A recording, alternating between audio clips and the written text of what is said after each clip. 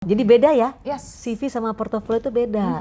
Jadi jangan panjang-panjang, 2 halaman oke lah. Bayangkan nih, bayangkan perusahaan atau interviewer atau siapapun di Departemen Sumber Daya Manusia gitu ya, yang akan mereview puluhan bahkan mungkin ratusan CV.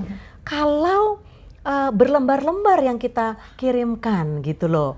Boleh ada attachment-nya, boleh ada buktinya, tapi itu nanti di portofolio aja.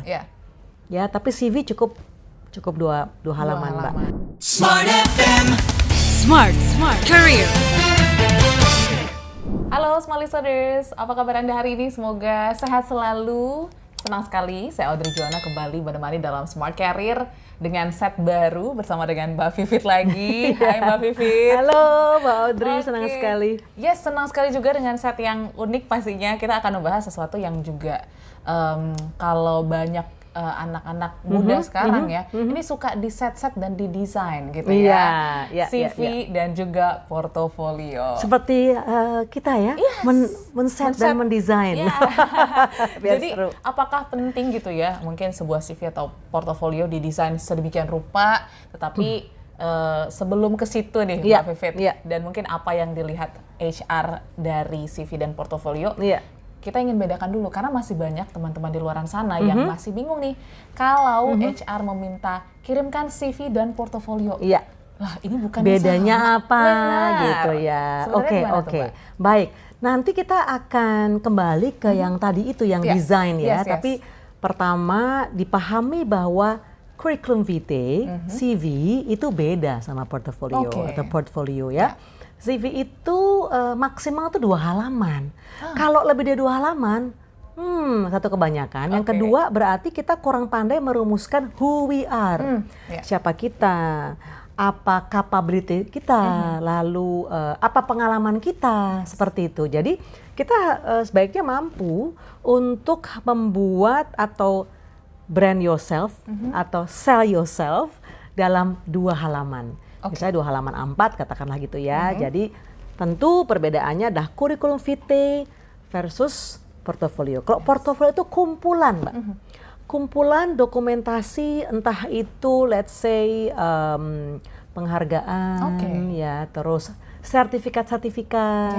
Bisa jadi juga ada referensi ya, reference letter seperti itu. Lalu kalau kita ambil ya satu hal yang degree ya, mau itu D1, D2, D3, S1, S2, segala macam lah gitu ya. Itu dikumpulkan dalam satu berkas ya, dokumen gitu ya, portofolio. Nah, sekarang e-portofolio. Ya, jadi sebenarnya mudah banget untuk kita maksimalkan media sosial kita untuk mengunggah portofolio kita. Mbak Audrey, nah tadi kan bicara desain nih ya. Sekarang kan banyak yang pengen CV-nya itu terlihat menarik, tapi takutnya Mbak Vivit mengurangi esensi makna yang ada di dalam. Gimana tuh? Saya banyak ditanya tuh juga ya ke DM di Instagram atau ada yang follow TikTok saya gitu ya, tanya di situ gitu. Mbak, jadi gimana sebenarnya buat CV itu gitu ya? Karena apakah CV kita itu menarik calon interviewer? Tim dari human capital ya, tim HR gitu. Intinya estetika tidak boleh mengalahkan fungsi. Jadi tujuannya apa? Fungsinya CV itu apa? Tadi saya sempat sampaikan di awal, kita mampu untuk menjabarkan, kita mampu untuk menyampaikan pesan ke yang membaca, kita adalah siapa dengan kemampuan kita apa. Dan kita mampu tanda kutip selling ourselves. Ya, nah kalau lihat dari CV ada di atas tuh personal summary ya, itu bisa kita buat 5-6 kalimat atau satu paragraf kecil gitu ya, menyampaikan kita nama gitu ya, terus kita passion di bidang apa, kita mampu dalam kecakapan apa, ya kita latihan, sebenarnya latihan untuk membuat credential, ya membuat tampilan kalau orang baca itu, orang udah tahu kita ini bisa di posisi apa sih. Dan kita mampu untuk menjadi andalan perusahaan nggak sih gitu ya. Udah itu personal summary. Lalu biasanya ada educational background, ya kan, lulus dari mana. Tapi ingat juga, jangan TK SD juga dimasukin. Karena masih banyak gak relate. Kejauhan. Iya. Jadi gitu ya. batasnya tuh di mana tuh? Ya, kuliah sebenarnya ya. sih, kuliah lah ya. Tapi kalau misalnya gini, aduh Bu, kan saya baru, atau Mbak gitu kan, saya baru fresh graduate nih, belum ada pengalaman. Nah, yaudah SMA boleh deh. SMA 1, terus lulus dari mana. Dan banyak-banyak sebenarnya kegiatan yang non-academic. Jadi ada academic, ada non-academic. Menjadi panitia apa, pernah ikut lomba apa gitu. Itu dicantumkan.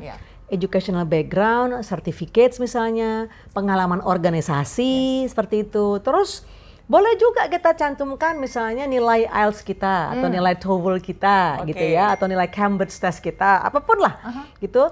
Terus nilai misalnya kemampuan computer skills kita gitu. Tapi jangan misalnya gini, computer skills kita advance gitu kan, bahasa Inggris kita intermediate gitu. Kita jangan buru-buru menyampaikan kepada interviewer atau ke perusahaan yang kita lamar, ya skill kita segini aja nih. Udah bilang aja skills gitu kan, computer skills, English gitu kan, karena kan bahasa pertama kita, ya mother language kita, mother tongue kita adalah bahasa Indonesia. Gitu ya. Jadi bahasa Indonesia, bahasa Inggris, kalau ada bahasa lain gitu ya. Karena sudah mutlak sebenarnya mampu berbahasa Inggris, English speaking, writing, reading itu mutlak sebenarnya. Jadi kalau saya boleh saran gitu ya, kan sekarang kursus-kursus banyak banget online gitu. Juga banyak, Mbak Vivit. Banyak banget. Jadi menambah kecakapan berbahasa itu bagus banget karena orang yang punya kemampuan berbahasa lebih gitu ya, biasanya dia satu langkah lebih maju ya, lebih maju daripada yang lain gitu ya. Jadi yuk kita cari ya kecakapan apa, kegiatan-kegiatan apa yang bisa menambah kurikulum vitae kita. Jadi beda ya, CV sama portofolio itu beda. Jadi jangan panjang-panjang, 2 halaman oke lah. Bayangkan perusahaan atau interviewer atau siapapun di Departemen Sumber Daya Manusia gitu ya, yang akan mereview puluhan bahkan mungkin ratusan CV. Kalau berlembar-lembar yang kita kirimkan gitu loh, boleh ada attachmentnya, boleh ada buktinya, tapi itu nanti di portofolio aja. Ya, tapi CV cukup 2 halaman, Mbak. Nanti ada juga Mbak sebenarnya ada CV, ada portofolio, ada lagi misalnya yang minta motivation letter.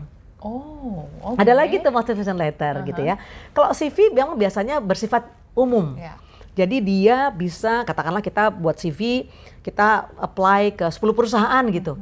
Ya udah, standar kita seperti ini, dengan personal summary tadi yang di atas itu seperti ini, yang mampu menguraikan kelebihan kita, keunikan kita, dan mengapa kita layak dan kita memang employable di satu perusahaan tersebut. Nah, motivation letter yang di custom. Biasanya itu cover letter biasanya. Jadi yang menyertai CV.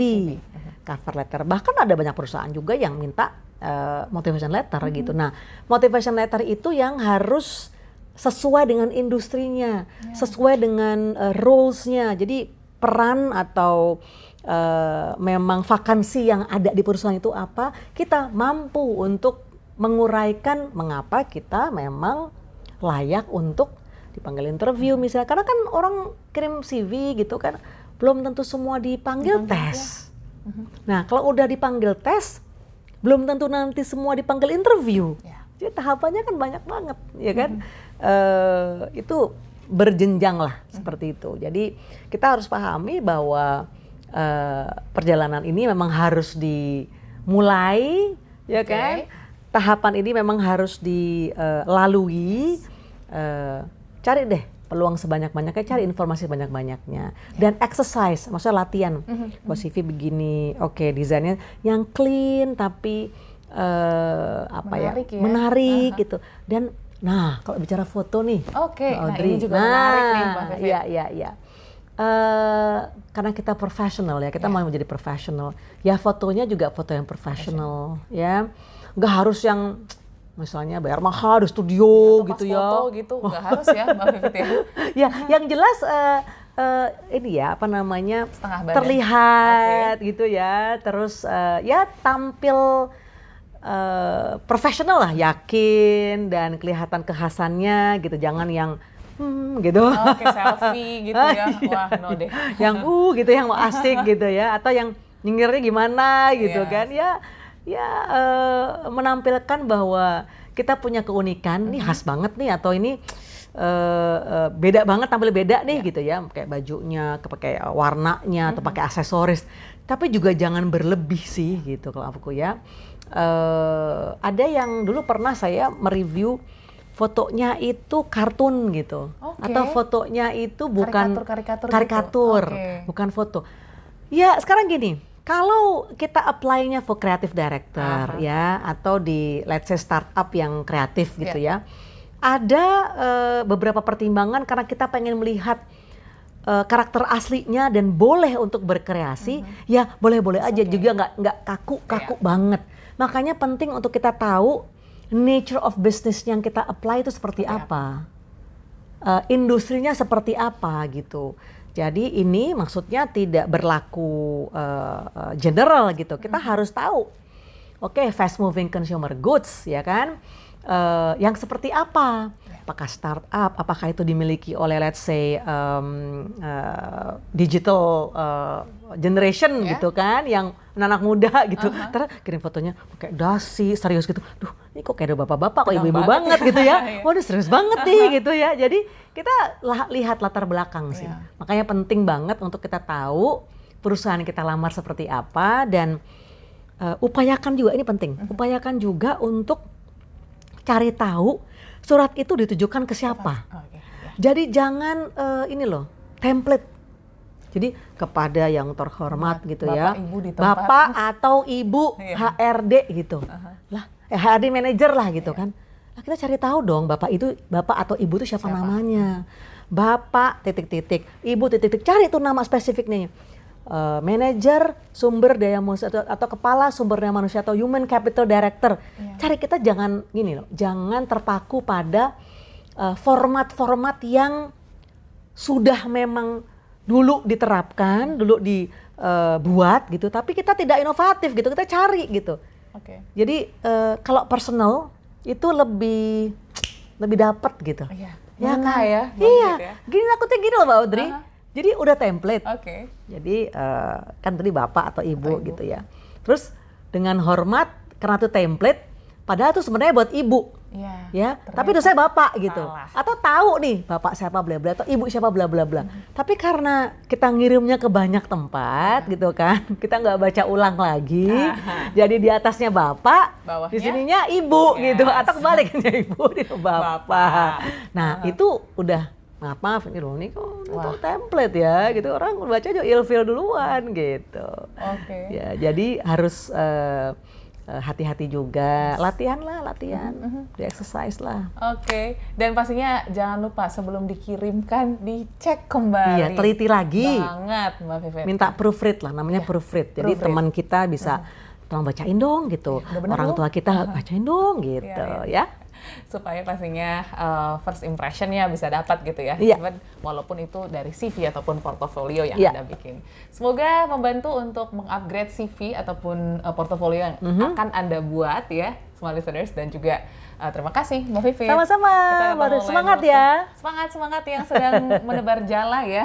Dan jangan lupa untuk di cross check kembali. Kita akan ketemu dalam podcast Smart Career lainnya. Pastikan Anda subscribe dan juga like video ini. Sampai jumpa. Bye.